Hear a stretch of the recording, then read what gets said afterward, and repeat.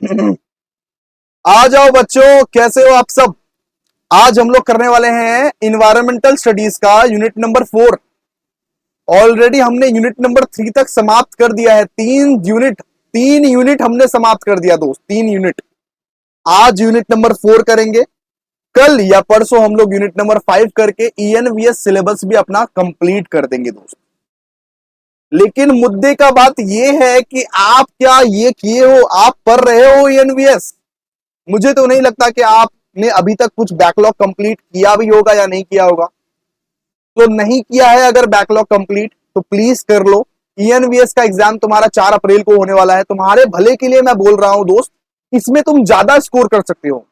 ईएनवीएस या हो गया कॉन्स्टिट्यूशनल वैल्यू या हो गया एईसी, जो कॉलेज में आपका एग्जामिनेशन होने वाला है ना, इसमें आप ज्यादा से ज्यादा स्कोर कर सकते हो। इसलिए ट्राई करो ये सब सारे सब्जेक्ट को पढ़ने का।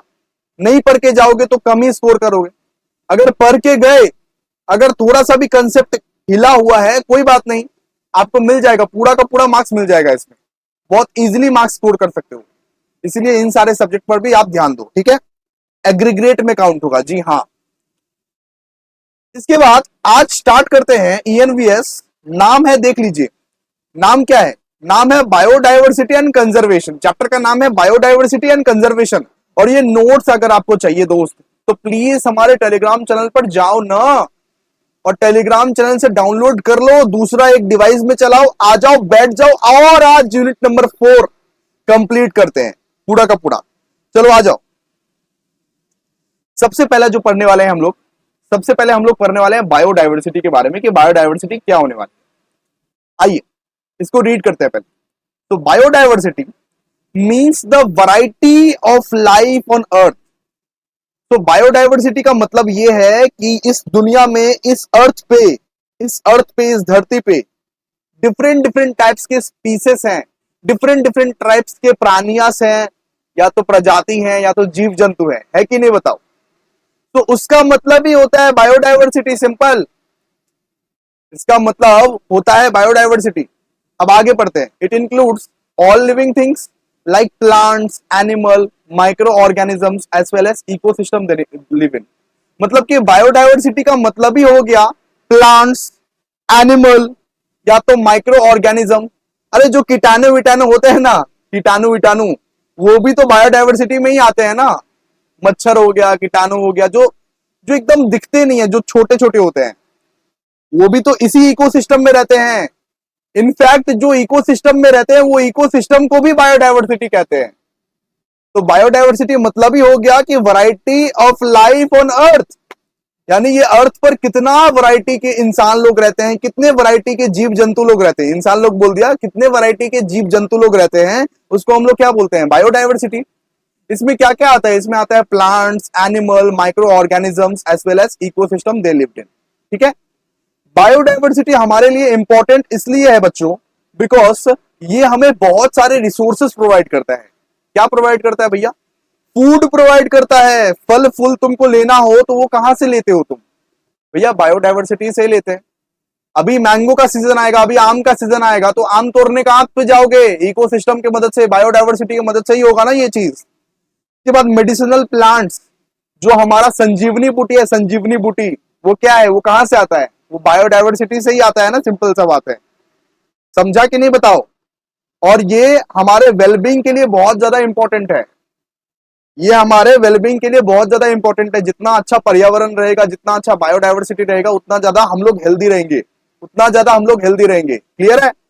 आइए इसका फोटो दिखाते हैं आपको। देखिए ये सुंदर सा फोटो, यहाँ पे बिल्डिंग्स भी है और बिल्डिंग्स में इंसान लोग भी रहते हैं, साथ साथ यहाँ पे स्पीसीज भी है, डिफरेंट डिफरेंट टाइप्स के प्राणी, मतलब की प्रजाति, सब कोई रहते हैं यहाँ पे। आप देख सकते हैं ये फोटो, आप जरा ध्यान से देखो ये फोटो।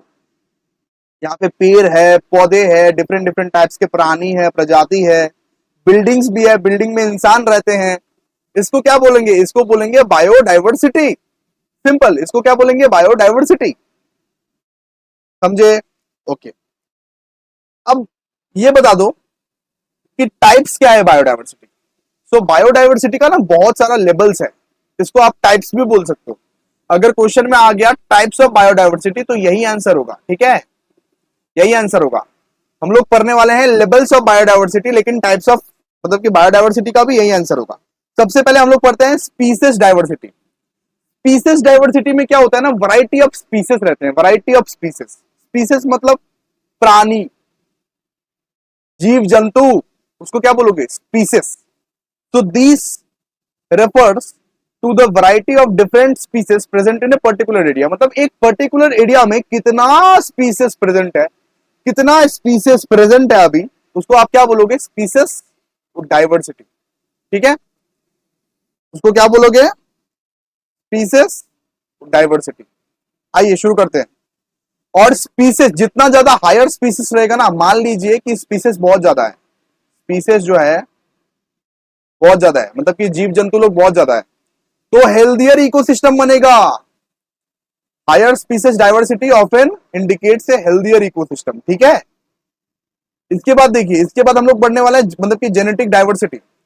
आप लोग एक बात बताइए, आप लोग, हम लोग तो मतलब कि जितने भी प्राणी हैं सब तो मतलब कि जेनेटिक वे से ही तो आते हैं ना, हम लोग तो अपने मम्मी पापा के वजह से ही है ना।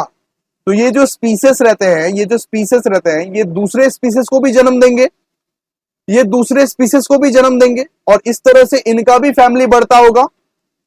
तो इसको हम लोग क्या बोलते हैं, जेनेटिक डाइवर्सिटी। सिंपल सा बात है, 2 लाइन में एक्सप्लेन करना है इसको, 2 मार्क्स का आएगा, सिंपल। तो जेनेटिक डाइवर्सिटी क्या होता है, genetic diversity refers to a variety of genetic characteristics within a species. It includes the मतलब कि diversity of genes within population of a species and the variations between different population at the same species। ठीक है, तो मतलब कि genetic diversity मतलब क्या हो गया, वो स्पीसीज से निकला हुआ जो और भी ज्यादा फैमिलीज जो बड़ी होती है उसको क्या बोलते हैं, जेनेटिक डाइवर्सिटी। सिंपल सा बात है।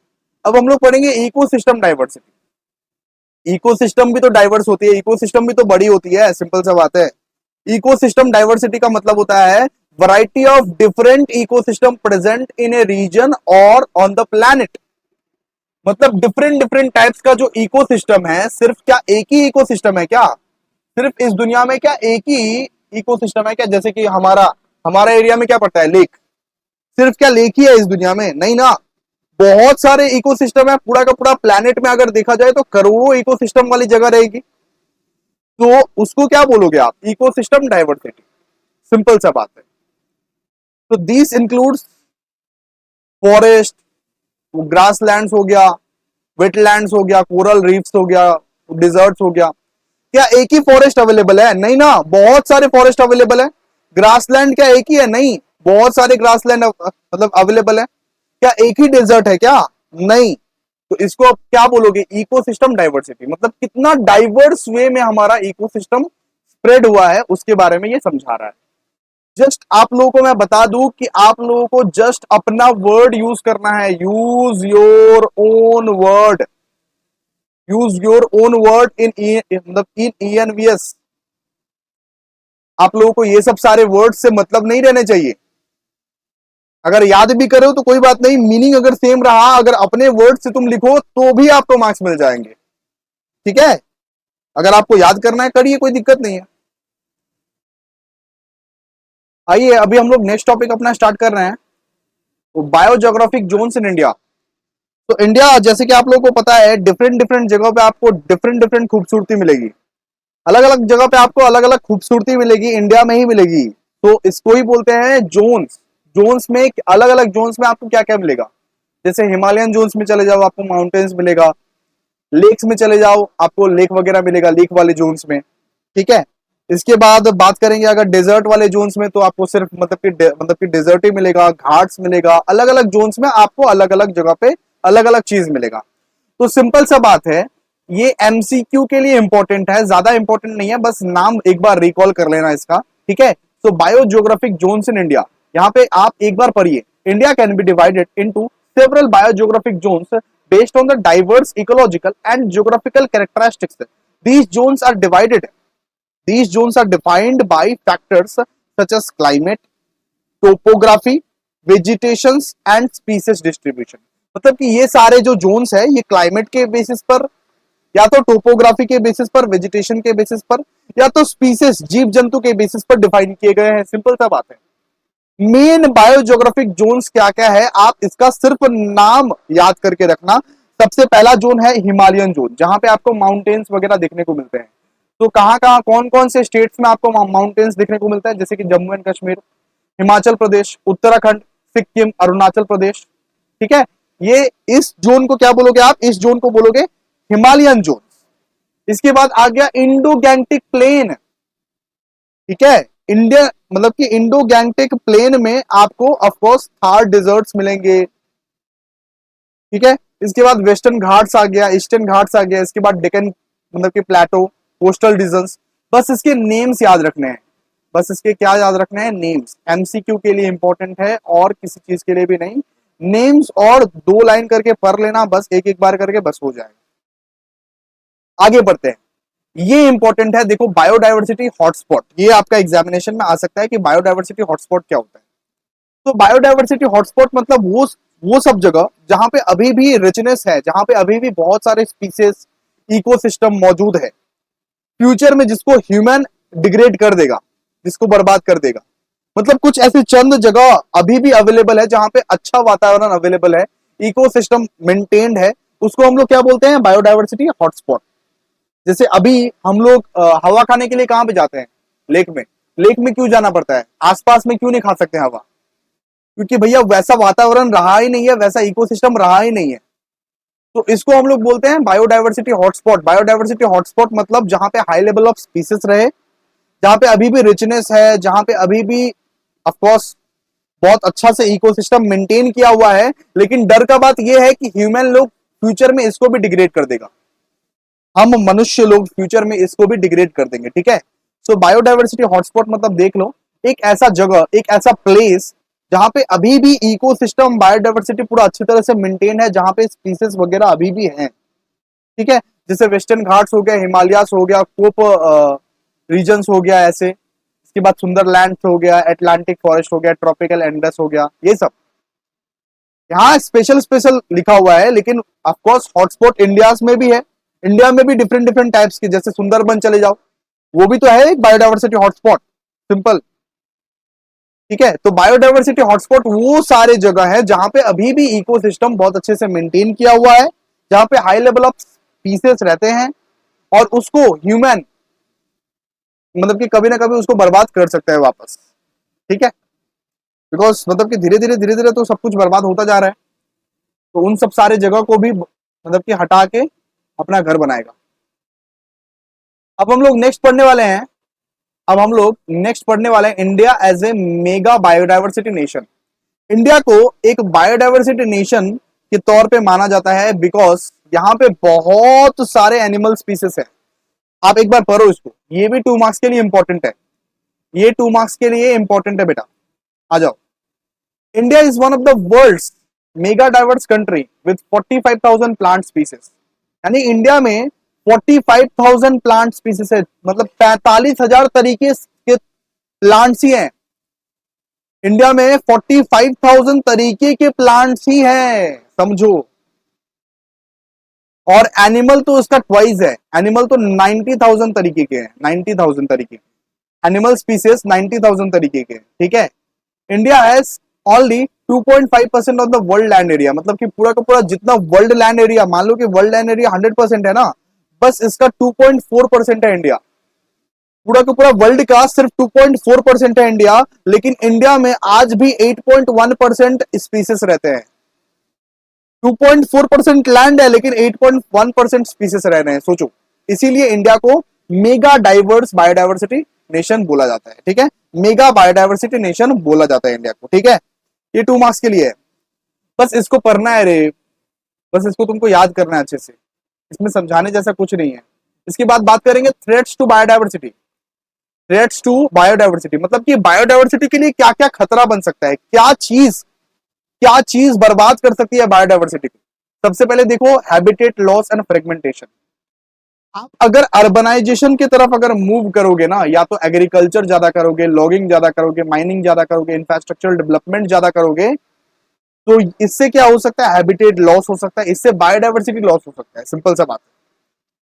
अर्बनाइजेशन मतलब क्या हो गया, अर्बनाइजेशन मतलब आप मॉडर्न बन गए, सिंपल सा बात है। आप मतलब कि पेड़ वगैरह को काट रहे हो और अपना देश को, अपना सिटी को मॉडर्न बना रहे हो, लेकिन इसके चक्कर में तो बायोडाइवर्सिटी भी जा रही है ना। इकोसिस्टम मेंटेन रह पा रहा है, ये बताओ आप, नहीं ना।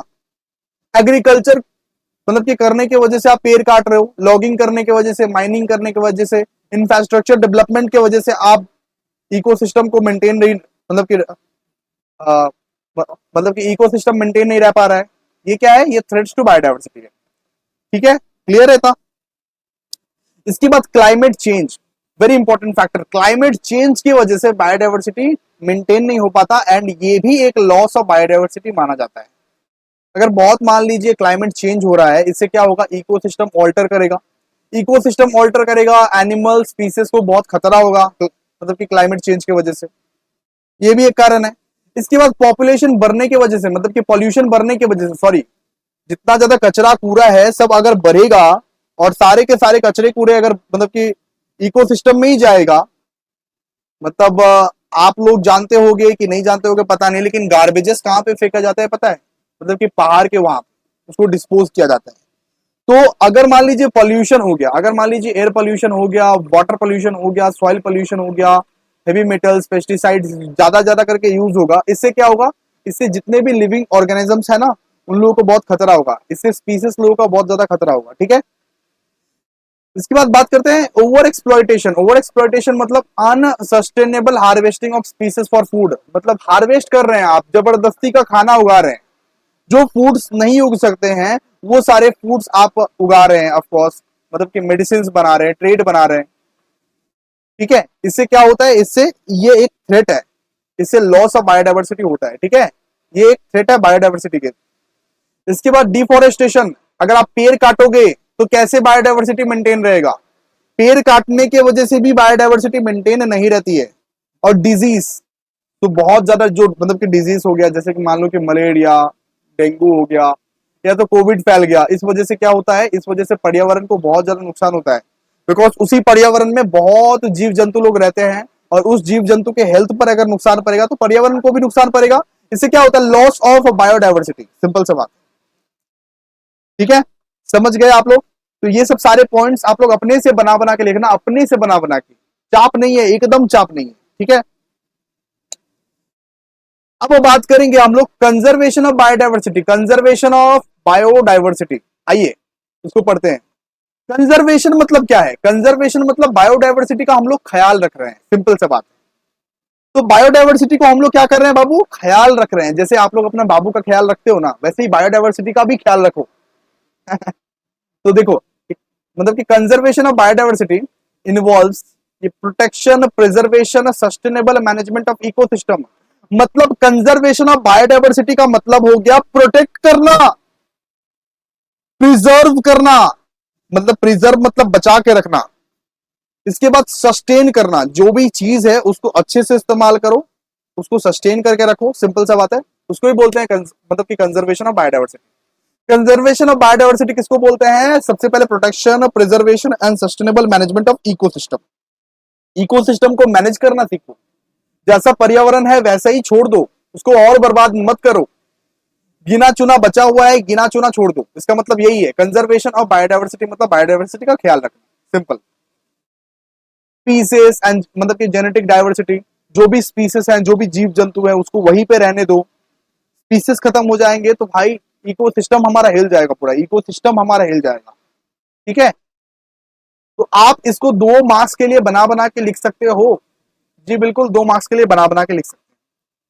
तो इसको कंजर्व करने के लिए आप क्या कर सकते हो? लेक्स बनाओ,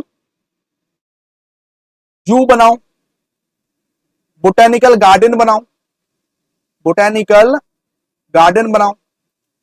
ये सब कंजर्व करने के लिए आप क्या कर सकते हो? लेक बनाओ, जू बनाओ, बोटेनिकल गार्डन बनाओ, जहां पे सब कुछ वैसे का वैसा ही रहे, इकोसिस्टम को कोई भी हानि ना पहुंचे, और उसको रेगुलर मेंटेन करो, सिंपल। यहां पे लिखा हुआ है देखो, दिस इंक्लूड स्टैब्लिशिंग मतलब कि protected area, implementing sustainable resource management practices, combating threats such as habitat loss and climate change. मतलब ये सब सारे थ्रेट्स को भगाओ और बायोडाइवर्सिटी को कंजर्व करो। कंजर्व करने की बहुत नीड है। अब हम लोग पढ़ने वाले हैं objectives of the biodiversity conservation. ये 2 या 3 मार्क्स के लिए आएगा, सिंपल सा बात है। ठीक है, आइए सबसे पहले क्या है? सबसे पहले preserve ecosystem. Preserve ecosystem, objective of biodiversity conservation, biodiversity conserve क्यों कर रहे हैं? इकोसिस्टम को बचाने के लिए, इकोसिस्टम को बचाने के लिए, इकोसिस्टम को बचाने के लिए, इकोसिस्टम के हेल्थ को, इंटीग्रिटी को, फंक्शनैलिटी को मेंटेन करने के लिए। इसके बाद प्रोटेक्ट स्पीसीज, जीव जंतु को बचाने के लिए, इकोसिस्टम में जो जीव जंतु है ना, स्पीसीज है, उस स्पीसीज को बचाने के लिए हम लोग बायोडायवर्सिटी कंजर्वेशन कर रहे हैं। बायोडायवर्सिटी कंजर्वेशन मतलब क्या हो गया सर? बायोडायवर्सिटी कंजर्वेशन मतलब हो गया कि हम बायोडायवर्सिटी का ख्याल रख रहे हैं। अब हम लोग पढ़ रहे हैं क्यों ख्याल रख रहे हैं, ऑब्जेक्टिव क्या है इसका। तो सबसे पहले इकोसिस्टम को बचाने के लिए, दूसरा स्पीसीज को बचाने के लिए। इसके बाद प्रमोट मतलब कि जेनेटिक डाइवर्सिटी, तो जेनेटिक का मतलब ऑलरेडी आपको समझाए हुए थे। स्पीसीज जो है उसका भी तो कभी फैमिली बनेगी, उसका भी तो फैमिली बनेगा, वही स्पीसीज 1000 स्पीसीज को जन्म देगा, सिंपल सा बात है। इसी वजह से इसको भी तो आप प्रमोट कर रहे हो, है ना। और जितना ज्यादा स्पीसीज रहेगा एक एनवायरनमेंट में, उतना ज्यादा एनवायरनमेंट हेल्दियर रहेगा, उतना ज्यादा वो मतलब कि हेल्दियर रहेगा, वो इकोसिस्टम हेल्दियर रहेगा, ठीक है। इसके बाद सस्टेन इकोसिस्टम मतलब कि सर्विसेज, मतलब जितना भी इकोसिस्टम में मतलब कि रिसोर्सेस अवेलेबल है उसको सस्टेन कराने का भी एक ऑब्जेक्टिव है, सिंपल सा बात, ठीक है। 4 पॉइंट्स हम समझा दिए आपको, और आप उसको पढ़ के रीड करके अपने लैंग्वेज में लिख सकते हो, अपने से बना बना के लिख सकते हो। मैंने तो बोला जैसे आप लव लेटर लिखते हो, प्रेम पत्र लिखते हो, वैसे ही बना बना के लिखना, कोई मार्क्स नहीं कटेगा, कोई मार्क्स नहीं कटेगा, ठीक है। अब बात करेंगे टाइप्स ऑफ कंजर्वेशन। अब क्या बात करेंगे? Types of conservation. तो टाइप्स ऑफ कंजर्वेशन का जब बात करें ना, तो ये 2 टाइप्स के आते हैं। सबसे पहले in situ conservation and ex situ conservation. क्या क्या आता है बताइए? In situ conservation and ex situ conservation. अब इन सिटू कंजर्वेशन के बारे में पढ़ना पड़ेगा, इंपॉर्टेंट है, इंपॉर्टेंट है भाई, इंपॉर्टेंट है। आइए, protecting species and ecosystem with in their natural habitats, यानी कि हम अगर स्पीसीज और इकोसिस्टम को वैसे ही रख दे, जिस तरह से वो है उसी तरह से हम लोग रख दे, उसी जगह पे हम लोग रख दे, उसको हम लोग क्या बोलते हैं? इन सिटू कंजर्वेशन, ठीक है। तो this includes establishing protected area like मतलब कि नेशनल पार्क। एक नेशनल पार्क हम लोग बना दे, एक नेशनल पार्क हम लोग बना दे कि वो सारे के सारे स्पीसीज बहुत अच्छे से रहे। एक वाइल्ड लाइफ सेंचुरीज हम लोग बना दे, एक बायोलॉजिकल रिजर्व हम लोग बना दे। अब समझाते हैं एक एक करके क्या होता है, इसके बारे में एक एक करके सब कुछ पढ़ेंगे, लेकिन सबसे पहले समझ लो एक्स सिटू कंजर्वेशन क्या होता है। Preserving species outside the natural habitat, जैसे कि जू में क्या होता है, बहुत सारे स्पीसीज को या बहुत सारे एनिमल्स वगैरह को लाए जाते हैं, इंपोर्ट कराए जाते हैं, इंपोर्ट किए जाते हैं ना। जैसे चिड़ियाखाना, कभी कभी क्या गए हो आप लोग चिड़ियाखाना? चिड़ियाखाना में क्या होता है? चिड़ियाखाना में बहुत सारे जो स्पीसीज हैं, एनिमल्स हैं, उनको इंपोर्ट करवाते हैं और वहां पे रखते हैं, ठीक है, सिंपल सा बात। तो इन सिटू कंजर्वेशन मतलब जो स्पीसीज जहां है वहीं पे नेचुरल पार्क बना दो, वहीं पे नेशनल पार्क बना दो, वहीं पे वाइल्ड लाइफ सेंचुरीज बना दो, वहीं पे बायोलॉजिकल रिजर्व्स बना दो, सॉरी मतलब कि बायोस्फीयर रिजर्व्स बना दो, बायोस्फीयर रिजर्व्स, ठीक है। और एक्स सिटू कंजर्वेशन मतलब क्या होता है? एक्स सिटू कंजर्वेशन मतलब होता है जू बना दो, ठीक है, या तो मतलब कि बोटानिकल गार्डन बना दो, या तो सीड बैंक्स बना दो।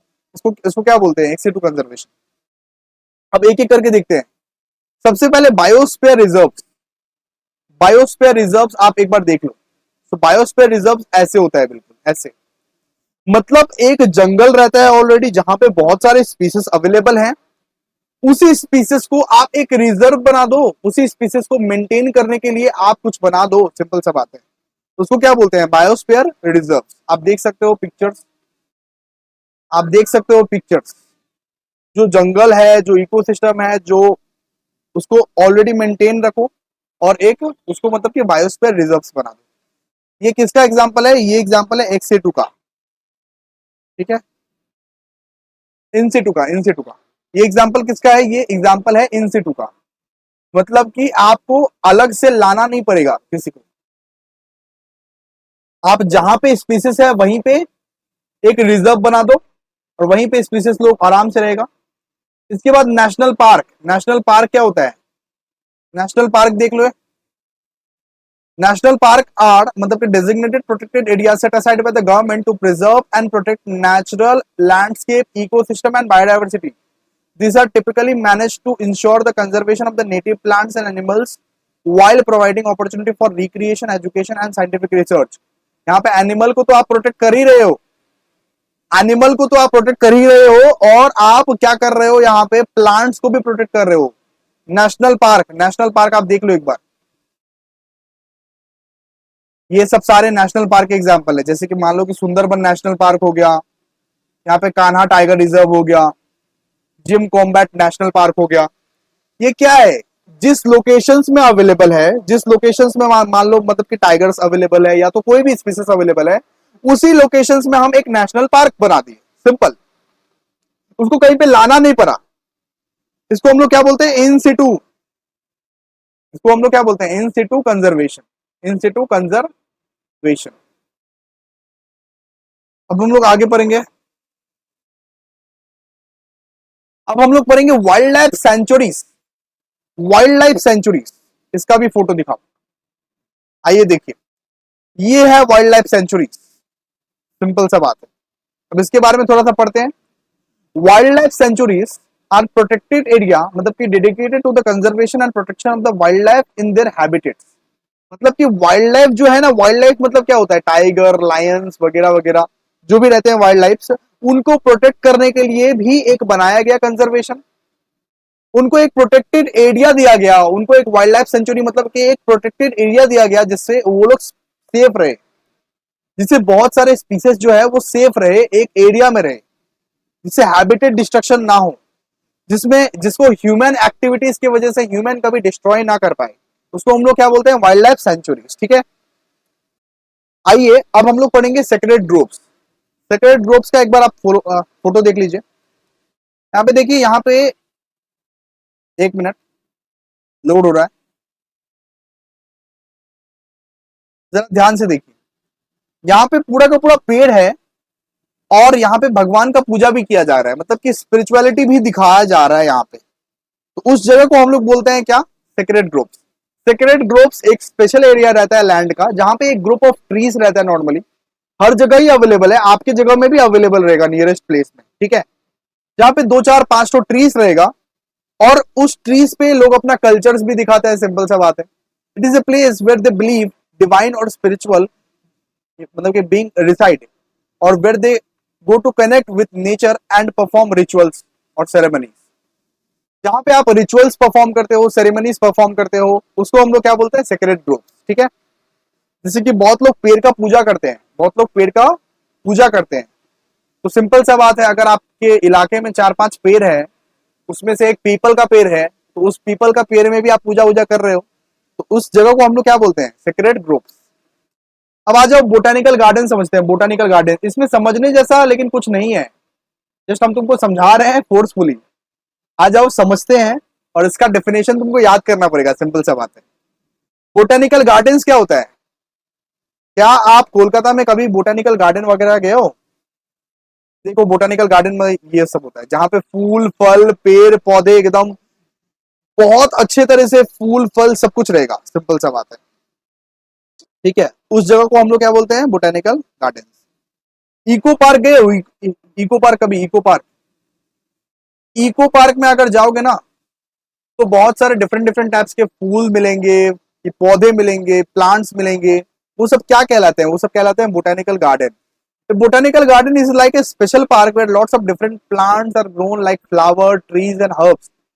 It is not just any old garden. It is a place where scientists study plants, where people go to learn about nature. मतलब कि जहाँ पे तुमको नेचर के बारे में बहुत कुछ पता लगेगा, जहाँ पे साइंटिस्ट लोग रिसर्च करने जाता है, जहाँ पे डिफरेंट डिफरेंट टाइप्स के फूल मिलेंगे, प्लांट्स मिलेंगे. इको पार्क अगर गए होगे तो वहां पे मिलता है. बोटानिकल गार्डन ही है वो पूरा. घूमो घूमो, जितना भी घूमो, जितना भी घूमो, जितना भी घूमो, ऐसे टाइप का गार्डन रहता है. देखो इस तरह टाइप का आपको पूरा गार्डन मिलेगा. ठीक है. बोटानिकल गार्डन कोलकाता, कोलकाता में भी बोटानिकल गार्डन है ऑफ कोर्स, वहां पे भी आप गए होंगे तो देखे होंगे. सिंपल सा बात. ठीक है. आइए आगे बढ़ते हैं. के बारे में जस्ट आपको लिखना है और कुछ नहीं करना है. इसके बाद जू, चिड़ियाखाना. जू मतलब चिड़ियाखाना. सिंपल सा बात है. ए जू is a place where different kind of animals are kept for people to say. ये क्या है, ये एक्स सिटू ये एक सिटू कंजर्वेशन है, मतलब कि जू में क्या है, जू में जितना भी एनिमल स्पीसीज को लाया जाता है इंपोर्ट करके, बाहर से इंपोर्ट करके लाओ चाहे इंडिया से ही इंपोर्ट करके लाओ, डिफरेंट डिफरेंट जगह से इंपोर्ट करके लाओ, तो वहां पे क्या होता है, जू में different kinds of animals are kept for people to see. जैसे कि हो गया लायंस, हो गया एलिफेंट्स, हो गया मंकी, जू, मतलब कि यही सब रहता है ना चिड़ियाखाना में। जू देखोगे, जू, ये देखो जू, इस तरीके का ही रहता है ना जू, सिंपल सा बात है, इस तरीके का रहता है ना जू। यस, है ना। इसके बाद आगे पढ़ते हैं, इसके बाद हम लोग पढ़ते हैं gene bank. Gene bank is a special library, but instead of book it stores seeds, plant DNA, sample forms, lot of plants and animals। मतलब कि प्लांट्स एंड एनिमल्स का सीड्स, प्लांट्स, डीएनए का इकट्ठा अगर करोगे ना जहां पे भी, उसको हम लोग क्या बोलते हैं, जीन बैंक। हम लोग क्या बोलते हैं उसको, जीन बैंक। ठीक है, तो these samples are kept safe and frozen and stored in a special conditions so that the scientist can study them and use them in the future. मतलब कि मान लो कि कुछ सीड है, उसको तुम कहीं पे प्रिजर्व करके रख लिया, कुछ प्लांट्स है, कुछ डीएनए है, कुछ एनिमल्स के डीएनए हैं या कुछ एनिमल्स के सैंपल्स है, वो सब सैंपल्स को ना वो जीन बैंक में रखा जाता है। ये एक लाइब्रेरी तरह का ही है, मतलब कि जहां पे बुक्स के बदले हम लोग ये सब साथ रखते हैं, और साइंटिस्ट वगैरह इसको रिसर्च करेगा, रिसर्च करके अपना निकालेगा फ्यूचर में जो भी कुछ निकालना है उनको। ठीक है, इसके बाद सीड जैन बैंक। सीड मतलब कि जेन बैंक में क्या होता है, डिफरेंट डिफरेंट टाइप्स के सीड्स रखे जाते हैं, डिफरेंट डिफरेंट टाइप्स के प्लांट्स रखे जाते हैं जो कि सेफ है। यहाँ पे दो दो लाइन करके, दो तीन लाइन करके पढ़ना है, यहाँ पे दो तीन लाइन करके ही सिर्फ पढ़ना है सीड जेन बैंक के बारे में। ठीक है, a seed gene bank is a place where seeds for many different plants are stored and keep safe. It is like a treasure chest for seeds where each seeds hold the potential to grow into a new plant। मतलब हर एक seed जहां पे एक नयो plant में, एक new पौधा में ग्रो हो जाएगा। ठीक है, इसके बाद बात करते हैं protected area network. Protected area network क्या रहता है, a protected area network is just like a series of special places in nature. मतलब एक स्पेशल प्लेसेस, एक स्पेशल प्लेसेस जहां पे एनिमल स्पीसीज एकदम बिना हार्म के रह सकते हैं, उस जगह को क्या बोलते हैं, प्रोटेक्टेड एरिया। मतलब कि प्रोटेक्टेड एरिया नाम से ही तुमको समझ में आ रहा होगा, जहां पे फॉरेस्ट, प्लांट्स, स्पीसीज, एनिमल्स सब कोई बहुत अच्छे तरह से रह पाए, बिना हार्म के रह पाए, वो सारे प्लेसेस को हम लोग क्या बोलते हैं, प्रोटेक्टेड एरिया नेटवर्क। तो यहाँ पे आप इसको मतलब कि ध्यान से पढ़िए। तो it is a series of special places in nature मतलब कि that are kept safe from harm। These areas could be forest, parks or even underwater habitats। They are protected because they are home to many different plants, animals and they are might having important natural features like rivers and mountains। Simple सा बात है, protected area network समझ में आ गया तुमको, जहां पे animals, plants, species को प्रोटेक्ट करके रखा जाता है, वो सब सारे प्लेसेस को बोला जाता है प्रोटेक्टेड एरिया नेटवर्क। सिंपल। अब हम लोग पढ़ेंगे मतलब कि अब हम लोग पढ़ेंगे इंडिजिनस कम्युनिटीज। इंडिजिनस कम्युनिटीज, तो indigenous communities in environmental studies are a group of people who have lived for a particular area over a long time. एक ऐसा कम्युनिटी जो एक पर्टिकुलर एरिया में लॉन्ग टाइम तक रहा है, लॉन्ग टाइम तक रहा है, बहुत समय तक रहा है, उसको हम लोग क्या बोलते हैं, मतलब इंडिजिनस कम्युनिटी बोलते हैं। ओपन फॉर मेनी जनरेशन, बहुत सारे जनरेशन, 40-50 साल, 60 साल, 70 साल से रह रहा है एक पर्टिकुलर एरिया में, उसको हम लोग क्या बोलते हैं, इंडिजिनस कम्युनिटीज। ठीक है, इंडिजिनस कम्युनिटीज। तो these communities have a deep connection with the land, water, natural resources। आदि मानव लोग को देखिए, आदि मानव लोग को, आदि मानव लोग का ना अलग ही कनेक्शन रहता है, लैंड, वाटर या तो नेचुरल रिसोर्सेज। जो लोग ट्राइबल पीपल लोग कहा जाता है, जो लोग ट्राइबल पीपल लोग, अरे हमारी प्रेसिडेंट द्रौपदी मुर्मू, वो भी तो इसी मतलब कि इसी पर्टिकुलर कम्युनिटी से आ रही है ना वो लोग। तो सिंपल सा बात है, उनका जो कनेक्शन रहता है ना लैंड का, वाटर से, नेचुरल रिसोर्सेज से, एकदम भारी कनेक्शन रहता है। इसके बाद बात करेंगे people's biodiversity registered. People's biodiversity register मतलब क्या हो गया, PBR. PBR is a document created by the local communities to record and manage the biodiversity found in the area. मतलब जितना ज्यादा बायोडाइवर्सिटी है उसको फाउंड करो और उसको रिकॉर्ड करो कि कहां कहां बायोडाइवर्सिटी है, उसको हम लोग क्या बोलते हैं, पीपल्स बायोडाइवर्सिटी रजिस्टर। एक रजिस्टर ले लो और रजिस्टर में तुम रिकॉर्ड करो कि कहां कहां बायोडाइवर्सिटी है और कहां कहां हॉटस्पॉट है। सिंपल से बात है। It includes information about various plants, बहुत सारे प्लांट्स के, एनिमल्स के, इकोसिस्टम के सारे इंफॉर्मेशन लिखे रहते हैं पीपल्स बायोडाइवर्सिटी रजिस्टर में। ठीक है, अब बात करेंगे हम लोग मतलब कि बायो प्रोस्पेक्टिंग। तो बायो प्रोस्पेक्टिंग लास्ट के दो टॉपिक्स है। सबसे पहले बायो प्रोस्पेक्टिंग। तो बायो प्रोस्पेक्टिंग क्या होता है? Bioprospecting is the defined as a systematic and organised search for the useful product.